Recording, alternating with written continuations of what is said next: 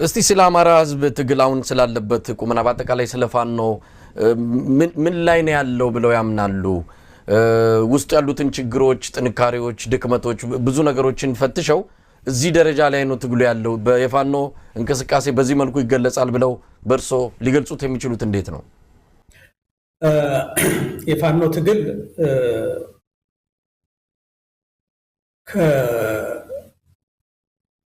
ከጊዜ ወደ ጊዜ እድገት እያሳየ መጥቷል። በተለይ በወታደራዊ መስኮ ከሞላ ጎደል አማራ ክልልን አንገቨርኔብል በአገዛዙ እንዳይገዛ አድርጎታል።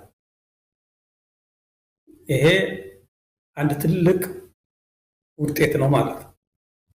አገዛዙ አማራ ክልልን አሁን እያስተዳደርኩ ነው የሚለው ለስሙ ካልሆነ በስተቀር በተግባር አያስተዳድረውም። አብዛኛው የክልሉ ክፋይ በፋኖ ቁጥጥር ስር ነው ያለው ወይም በፋኖ ተጽዕኖ ስር ነው ያለው። ይሄ አንደኛው ገጽታው ነው።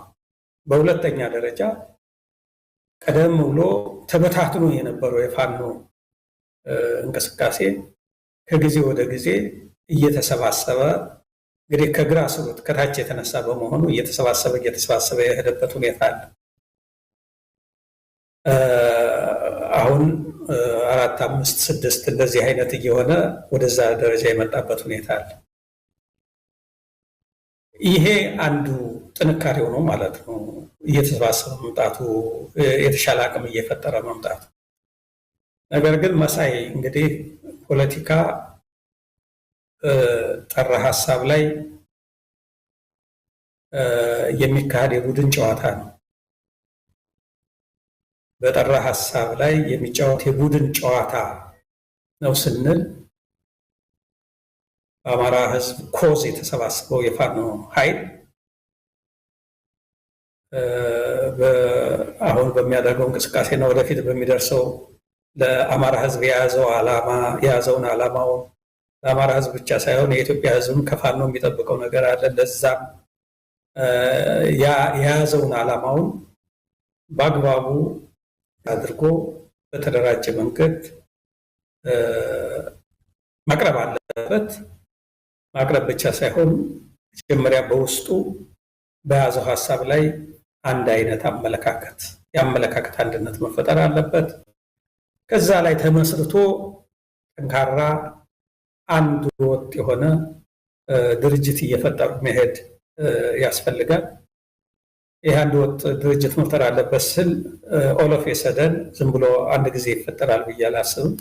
ግን ወደዛ የሚያስከዱትን በተለይ በሀሳብ ደረጃ አንድ የመሆን ተቀራራቢ የሆነ ከሞላ ጎደል በአማራ ጥያቄዎች ዙሪያ እና በኢትዮጵያ ችግሮች አፈታት ዙሪያ በዋና ዋናዎቹ ጉዳዮች ላይ መግባባት የፈጠረ ኃይል ሆኖ ወደዛ እያደገ እየተንቀሳቀሰ መሄድ አለበት የሚል እምነት አለ። ከወደዚህ አኳያ ጀቱ በተወሰነ ደረጃ የመጎተት ሁኔታ ያለ ይመስለኛል። ሌላ የፋኖ አደረጃጀት ዞሮ ፋኖን የተሸከመው ዋናው ህብረተሰቡ ነው። የህብረተሰቡ ፍላጎት ደግሞ አለ። ቶሎ ብሎ ትግሉ በፍጥነት መቋጨት ይፈልጋል። ከዚህ አኳያ ፍጥነት ያስፈልጋል ማለት ነው። ፈጣን ሆኖ በደንብ በአግባቡ በፍጥነት ለመሄድ ደግሞ ያለውን አቅም ማስተባበር ያስፈልጋል። ያለውን ሪሶርስ ወታደራዊ ይሁን ፖለቲካ አቅም ማስተባበር ማቀናጀት ያስፈልጋል። ከዚህ ቅንጅት አኳያ ውስንነት ያለበት ይመስለኛል። የመዘግየት ሁኔታ አለ።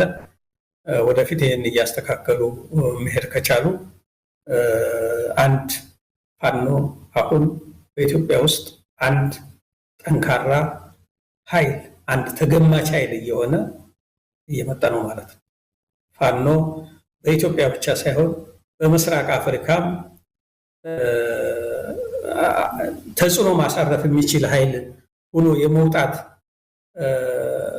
ተስፋ የሚጣልበት ኃይል እየሆነ ነው ማለት ይቻላል።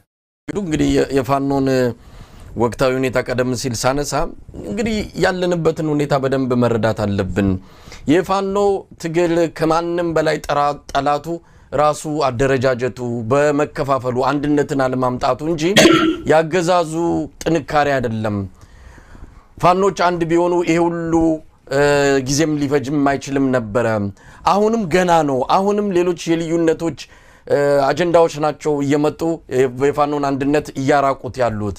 እዚህ ላይ ምን አስተያየት ይሰጣሉ? ፋኖች ወደ አንድ ላለመምጣት ምንድነው የሚከለክለው? አዎ አጀማመራቸው አነሳሳቸው በተለያየ ምክንያቶች ሊሆን ይችላል።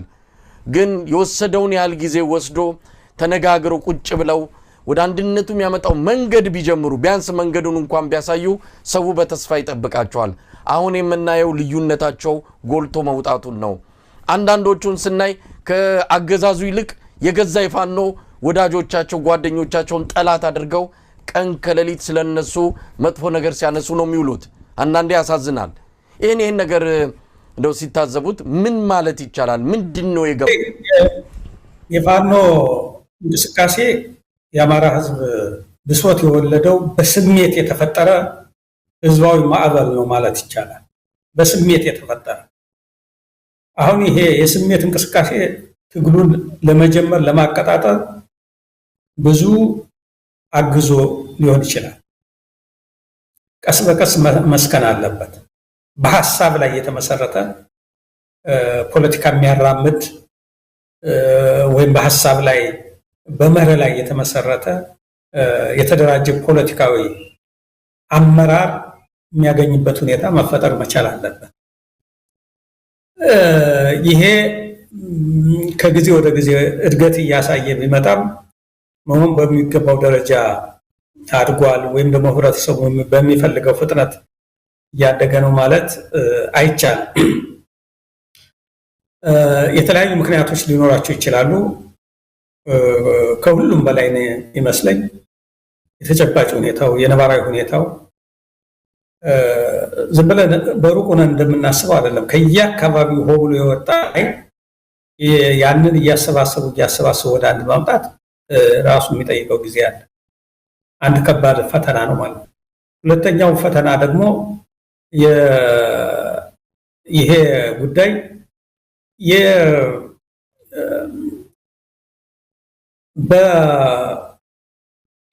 አስቀድሞ የተደራጀ አስቀድሞ አመራር የሚሰጠው በአንድ ላይ ተሰብስቦ በአንድ መክሮ ትግል የተጀመረ ካለመሆኑ ጋር ተያይዞ ከተለያየ አቅጣጫዎች የሚመጡ ተጽዕኖዎችም አሉ።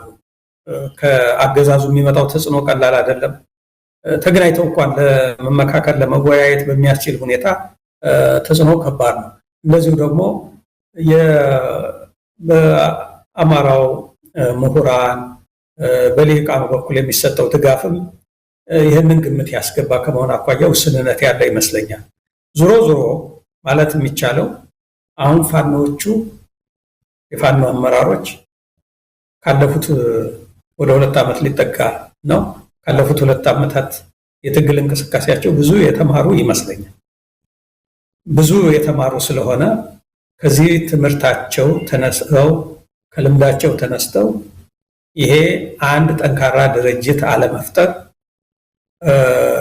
አንድ ሲባል የግድ አንድ ብቻም ላይሆን ይችላል፣ ሁለትም ሊሆን ይችላል። ዞሮ የተደራጀ በመዋቅር በስርዓት የሚመራ የትግል እንቅስቃሴ የመፍጠር ጉዳይ እና ተጨባጭነት ያለው ከስካሁኑ ከመጣው ለውጥ የላቀ ለውጥ የማምጣት ጉዳይ ህብረተሰቡ አሁን ደማንድ እያደረገው ያለ ነገር ስለሆነ ይገነዘቡታል ብዬ ተስፋ አደርጋለሁ። አንዳንድ የማያቸው ምልክቶችም ከጊዜ ወደ ጊዜ ወደ አንድ የመሰባሰቡ ፍጥነትም የመጨመር ሁኔታ እያየሁ ነው። በሀሳብ ደረጃ ሲያነሷቸው የምሰማቸውን ጉዳዮች እድገት እያሳዩ ነው። ነገር ግን መፍጠን አለባቸው። ምክንያቱም በአንድ በኩል ጠላት አለ፣ በሌላ መልኩ ደግሞ የህዝቡ ፍላጎት አለ። እነዚህን አጣጥሞ ውጤታማ የሆነ ድል ወይም ደግሞ ውጤታማ የሆነ ስራ ለማከናወን በእውነቱ ለመናገር እጅግ ኃላፊነት የሚጠይቅ ወቅት ላይ ናቸው ያሉት። ይህን ይገነዘቡታል ብዬ አምናለሁ።